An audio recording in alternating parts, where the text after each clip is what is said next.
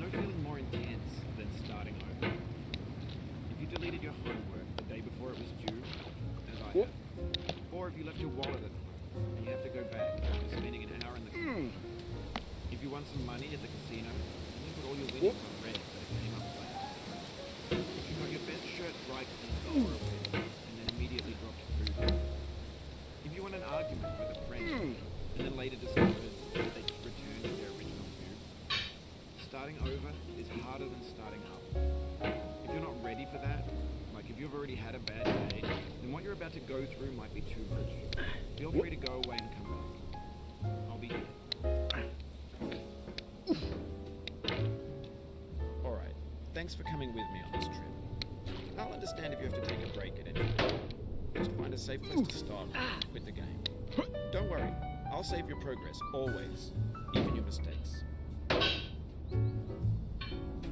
This game is a homage to a free game that came out in 2002, titled Sexy Hiking. The author of that game was Jazuo, a mysterious Czech designer who was known at the time as the father of B games. B games are rough assemblages of found objects. Designers slap them together very quickly and freely, and they're often too rough and unfriendly to gain much of a following. They're built more for the joy of building them than as polished products. In a certain way, Sexy Hiking is the perfect embodiment of a B game. It's built almost entirely out of found and recycled parts, and it's one of the most unusual and unfriendly games of its time. In it, your task is simply to drag yourself up a mountain with a hammer. That act of climbing, in the digital world or in real life, has certain essential properties that give the game its flavor. No amount of forward progress is guaranteed. Some cliffs are too sheer or too slippery, and the player is constantly, unremittingly in danger of falling and losing everything. Anyway, when you start Sexy Hiking, you're standing next to this dead tree that blocks the way to the entire rest of the game. It might take you an hour to get over that tree. A lot of people never got past it. You prod and you poke at it, exploring the limits of your reach and your strength, trying to find a way up and over. And there's a sense of truth in that lack of compromise. Most obstacles in video game worlds are fake, and you can be completely confident in your ability to get through them once you have the correct method or the correct equipment or just by spending enough time. In that sense, every pixelated obstacle in Sexy Hiking is real. The obstacles in Sexy Hiking are unyielding, and that makes the game uniquely frustrating.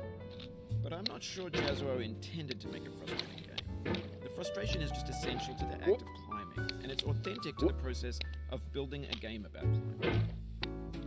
A funny thing happened to me as I was building this mountain. I'd have an idea for a new obstacle, and I'd build it, test it, and it would usually turn out to be unreasonably hard. But I couldn't bring myself to make it easier. It already felt like my inability to get past a new obstacle was my fault as a player rather than as a builder. Imaginary mountains build themselves from our efforts to climb them, and it's our repeated attempts to reach the summit that turns those mountains into something real. When you're building a video game world, you're building with ideas, and that can be like working with quickset cement.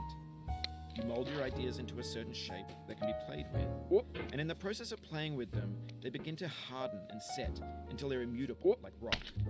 And at that point, you can't change the world, not without breaking it into pieces and starting fresh with new ideas.